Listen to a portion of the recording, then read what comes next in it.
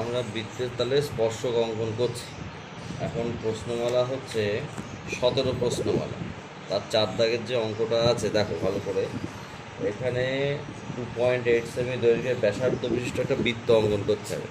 তাহলে আমি প্রথমে স্কেল নিয়ে 2.7 অর্থাৎ এই 0 থেকে 2.7 এই 5 এই হচ্ছে 7 দিয়ে এই টেনে নিলাম। এটা 2.7 সেন্টিমিটার দৈর্ঘ্যের ব্যাসার্ধ হবে এটা। আর একটা হচ্ছে কেন্দ্র থেকে দূরত্ব 7.5 সেমি।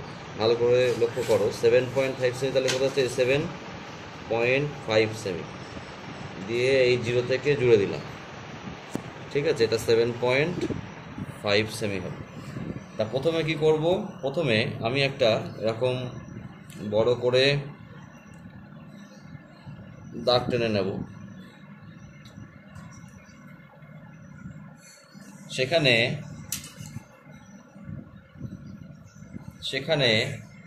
এই 2.7 এই ব্যাসার্ধ নিয়ে আমি একটা বৃত্ত এঁকে নেব।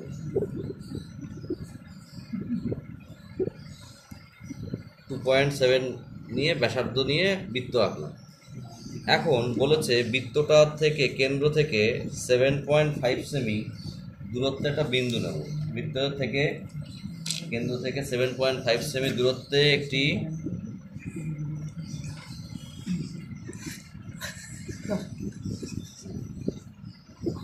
এই হচ্ছে সেই বিন্দুটা।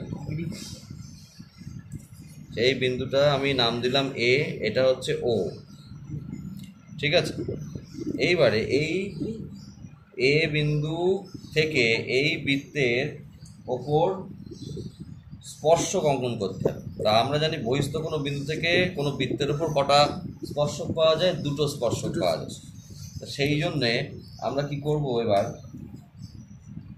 এই ও এ যে দূরত্বটা হয়েছে সেই ও এ দূরত্বটা অর্ধেকের বেশি নিয়ে আমি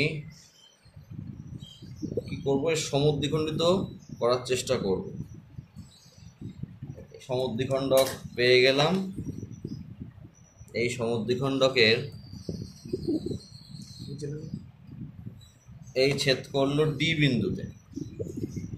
এবার আমরা কি করব, এই ডি বিন্দুতে আমি কম্পাসে বসিয়ে হয় ও বিন্দু নয় এ বিন্দুর সমান মাপ নিয়ে আমি একটা বৃত্ত অঙ্কন করব।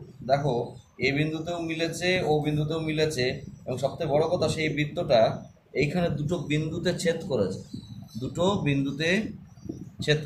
এই দুটো বিন্দুর সাথে এ বিন্দু জুড়ে দিলেই আমাদের স্পর্শক অঙ্কন হয়ে যাবে। দুটো বিন্দুর নাম দিয়ে দিই সি, আর এটা নাম দিচ্ছি ডি। এই এ বিন্দু থেকে সি বিন্দু জুড়ে দেব।